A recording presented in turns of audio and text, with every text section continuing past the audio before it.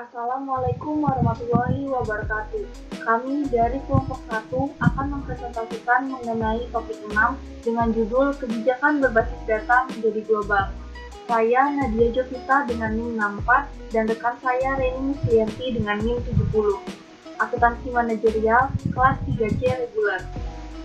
Tidak ada penurunan tingkat kejahatan yang cukup dramatis di New York City.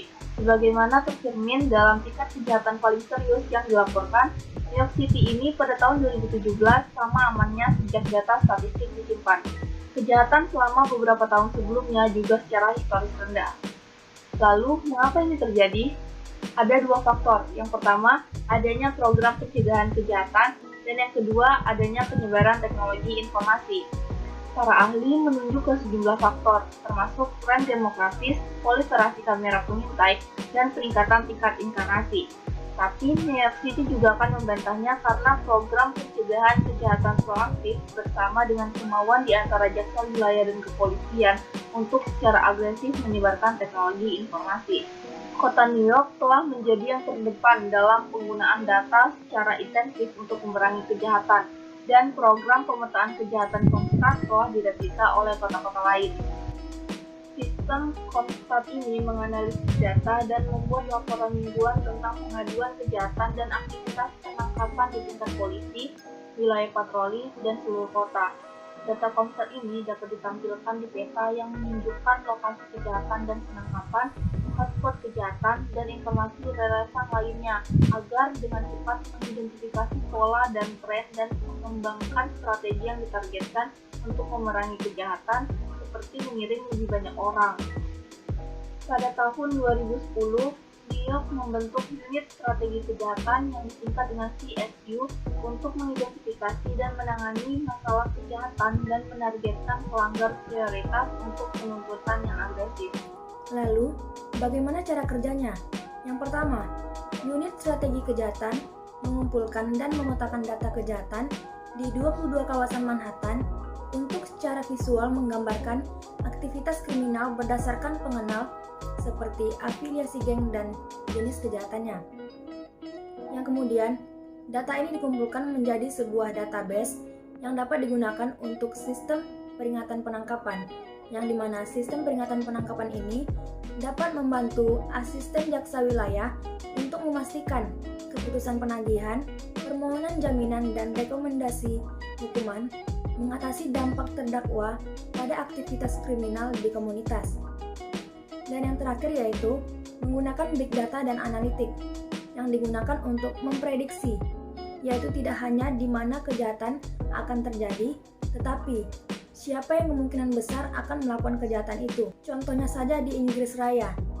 Kepolisian Kent telah menggunakan perangkat lunak pra-kejahatan sejak tahun 2015, yang dimana perangkat lunak ini disebut dengan Predpol, yang digunakan untuk menganalisis basis data historis kejahatan menggunakan tanggal, tempat, waktu, dan kategori pelanggaran. Predpol ini kemudian membuat jadwal harian untuk menempatkan polisi ke area kota yang paling rawan kejahatan.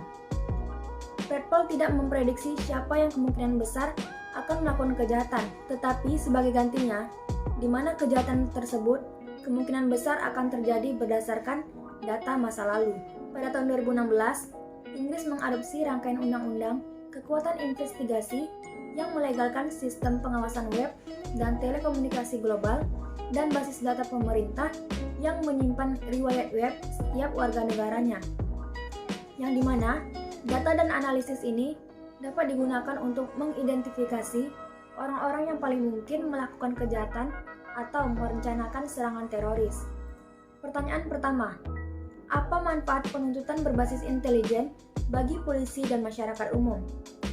Bagi pihak polisi, yaitu untuk mempermudah dalam mencari bukti-bukti lebih lanjut sesuai dengan data intelijen yang didapat, dan juga dapat mempercepat polisi dalam menyelesaikan masalah atau kasus yang sedang dihadapinya. Dan manfaatnya bagi masyarakat yaitu dapat membuat masyarakat menjadi lebih tenang karena penuntutan berbasis intelijen ini lebih terarah dan menghindari kasus salah tangkap. Selanjutnya, pertanyaan kedua, masalah apa yang ditimbulkan oleh pendekatan melawan kejahatan ini? Jawabannya yaitu kesiapan sumber daya manusia di kepolisian dalam menangani kasus yang harus dibuktikan, karena adanya data dari intelijen menyebabkan polisi terburu-buru dalam mengambil kegiatan. Dan karena adanya informasi yang didapat, bisa saja menyebabkan tersangka secara sadar dapat merusak atau menyembunyikan segala bukti yang ada, sehingga semakin menyulitkan dalam pembuktian. Pertanyaan ketiga adalah masalah manajemen organisasi dan teknologi apa yang harus dipertimbangkan saat menyiapkan sistem informasi untuk penuntutan yang digerakkan oleh intelijen. Jawabannya adalah yang pertama, sumber daya manusia yang handal, yaitu cerdas, integritasnya tinggi, dan mempunyai leadership yang tinggi untuk mengisi organisasi yang akan disiapkan. Terus yang kedua, mempunyai kebijakan dan arah yang jelas dalam membentuk sistem informasi untuk penuntutan yang digerakkan oleh intelijen. Contoh kebijakannya itu seperti data tertentu yang hanya bisa dilihat oleh orang tertentu. Jadi nggak semua orang bisa akses ke data tersebut. Jadi dia punya kebijakan untuk siapa saja yang bisa melihat data tersebut, dan arahnya jelas, ini datanya mau dimanain dan mereka akan kemana setelah mendapatkan data ini. Terus yang ketiga, itu adalah memilih teknologi yang komprehensif dan dapat menyimpan data yang besar, mempunyai harga yang kompetitif, dan bisa di-upgrade ketika dibutuhkan. Baiklah, sekian presentasi dari kami. Mohon maaf apabila ada kesalahan. Wassalamualaikum warahmatullahi wabarakatuh.